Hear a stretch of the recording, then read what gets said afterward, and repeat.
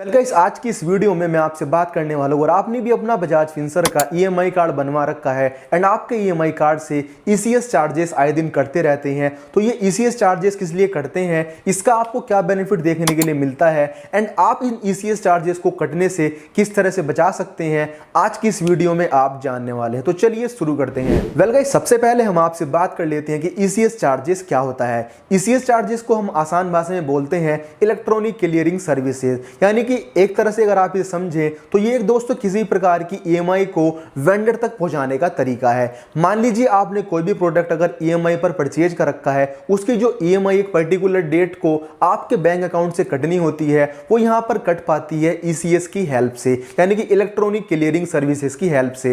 And दोस्तों ये complete process online automation पर काम करता है। इसे आपको एक्टिवेट करने के लिए मैन्युअली कुछ भी करने की जरूरत नहीं पड़ती है। यानी कि दोस्तों जब इस ईसीएस के मेथड को आप अपने अकाउंट पर एक्टिवेट करते हैं तो आपकी ईएमआई बिल्कुल पर्टिकुलर टाइम पर एंड एक पर्टिकुलर डेट पर कट जाती है, यानी कि ईएमआई का लेट होने का कोई भी चांस नहीं रहता है, जिससे आपके ऊपर किसी तरह के चार्ज लगने की जो पॉसिबिलिटी होती है वो बिल्कुल कम हो जाती है। इसलिए दोस्तों ईसीएस को अपने बैंक अकाउंट पर एक्टिवेट करना आपके लिए बहुत ही ज्यादा जरूरी हो जाता है।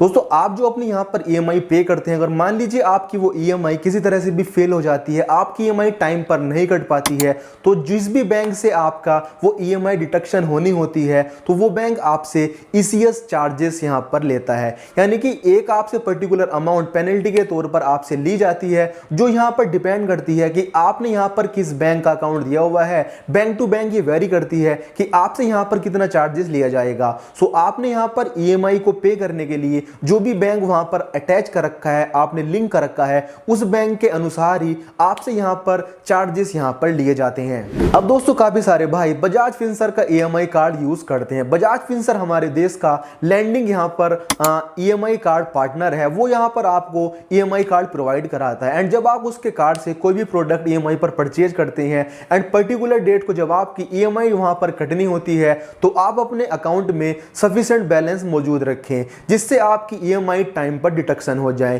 क्योंकि अगर आपकी ईएमआई बाउंस हो जाती है तो आपसे यहां पर लैंडिंग जो आपका एनबीएफसी होता है वो यहां पर ईसीएस चार्जेस आपसे लेता है, यानी कि आपसे पेनल्टी के तौर पर ईसीएस चार्जेस यहां पर चार्ज किए जाते हैं। तो दोस्तों इन सभी चार्जेस से बचने के लिए आप अपने अकाउंट में सफिशिएंट बैलेंस रखें तो आपसे यहां पर किसी प्रकार का कोई ईसीएस चार्ज नहीं लिया जाएगा एंड आपको यहां पर ईसीएस चार्जेस ना देने में हेल्प मिलेगी। दोस्तों किसी रीजन की वजह से आपके यहां पर जिस भी अकाउंट से ईएमआई कटनी होती है, अगर वो आपका अकाउंट बंद हो चुका है, आपने अपने उस अकाउंट में मोबाइल नंबर चेंज कर दिया है या फिर आपका वो अकाउंट डोरमेंट हो चुका है, तो आपको यहां पर बजाज फिनसर्व रिकमेंड करता है कि आप अपने बैंक अकाउंट को चेंज कर लीजिए। लेकिन अगर आप बैंक अकाउंट को चेंज नहीं कर पा रहे हैं, आपके सामने किसी प्रकार की कोई दिक्कत है, तो आप यहां पर सोच रहे होंगे कि मैं अपनी ईएमआई को कैसे पे कर सकता हूं। तो दोस्तों ईएमआई को पे करने के लिए बजाज फिनसर्व की एप्लीकेशन पर एंड उसकी वेबसाइट पर एडवांस ईएमआई का ऑप्शन होता है। आप वहां पर जाकर अपनी ईएमआई जो भी आपकी ईएमआई की अमाउंट है उसे आप यहां पर एडवांस में पे कर सकते हैं। तो वहां पर आपको ईसीएस की जरूरत ही नहीं पड़ेगी, आप एडवांस में अपनी ईएमआई पे कर देंगे। दोस्तों अगर आपको भी यहां पर ईसीएस रिटर्न चार्जेस से संबंधित किसी प्रकार की कोई प्रॉब्लम है तो आप अपनी उन प्रॉब्लम को 3 तरीके से सोल्व कर सकते हैं। यहां पर दोस्तों जो फर्स्ट तरीका निकल के आता है वो है दोस्तों Bajaj Finserv customer service portal. दोस्तों सेकंड ऑप्शन जो आपके लिए निकल के आता है वो है दोस्तों बजाज फिनसर्व की एप्लीकेशन पर जाकर आप अपनी प्रॉब्लम को सॉल्व कर सकते हैं। एंड थर्ड ऑप्शन जो आपके सामने निकल के आता है वो है दोस्तों रेस ए रिक्वेस्ट का, यानी कि आप यहां पर एक आपको रिक्वेस्ट रेस करनी होती है एंड बजाज फिनसर्व की टीम आपसे कोऑर्डिनेट करके आपके यहां पर ईसीएस रिटर्न चार्जेस से संबंधित प्रॉब्लम को सॉल्व कर देती है। दोस्तों यहां पर मैंने जो आपको फर्स्ट ऑप्शन के बारे में बताया था Bajaj Finserv customer service portal, आपको यहां पर स्क्रीन पर एक वेबसाइट शो हो रही होगी एंड डिस्क्रिप्शन में भी आपको एक वेबसाइट की लिंक मिल जाएगी। उस लिंक पर क्लिक करके आप यहां पर ईसीएस रिटर्न चार्जेस से संबंधित अगर आपको कुछ भी प्रॉब्लम है आप अपनी प्रॉब्लम को सॉर्ट आउट कर सकते हैं।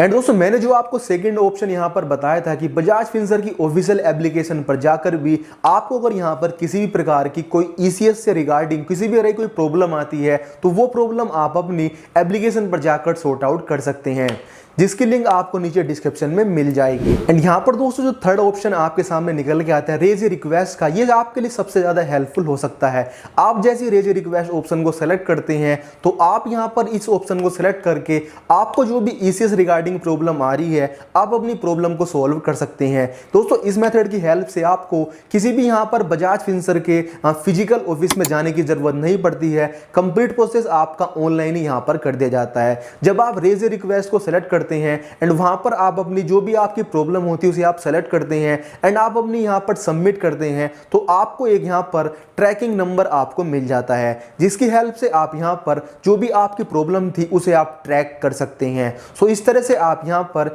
ईसीएस सर्विस की जो भी आपको प्रॉब्लम है वो आप सॉल्व कर सकते हैं। आइए दोस्तों अब हम समझ लेते हैं कि आपको यहां पर रेज ए रिक्वेस्ट की ऑप्शन को किस तरह से आपको यूज करना है, किस तरह से आपको रिक्वेस्ट रेज करनी है। तो दोस्तों अब हम समझ लेते हैं कि आपको रेज ए रिक्वेस्ट के ऑप्शन को किस तरह से यूज करना है, यानी कि आपको रिक्वेस्ट रेज किस तरह से करनी है। आपको सबसे पहले बजाज फिनसर्व के कस्टमर सर्विस पोर्टल पर लॉगिन कर लेना है। वहां पर लॉगिन करने के लिए आपको साइन इन बटन पर क्लिक करना है एंड आपको अपने रजिस्टर्ड मोबाइल नंबर से अपनी डेट ऑफ बर्थ की हेल्प से उस पोर्टल पे लॉगिन कर लेना है। लॉगिन करने के बाद आपको वहां पर जो भी प्रॉब्लम आ रही है, लाइक आपको ईसीएस रिगार्डिंग कोई प्रॉब्लम है तो आपको यहां पर ईसीएस वाले सेक्शन को वहां पर सेलेक्ट करना है एंड उसके बाद आपको जो भी प्रॉब्लम आ रही है अगर आपके पास उसके कोई स्क्रीनशॉट या उससे रिलेटेड कोई भी आपके पास इंफॉर्मेशन है वो इंफॉर्मेशन आपको वहां पर अपलोड कर देनी है। जैसे ही आप अपलोड कर देंगे, अपलोड करने के बाद आपको सबमिट बटन पर क्लिक करना है। तो जैसे ही आप सबमिट करते हैं,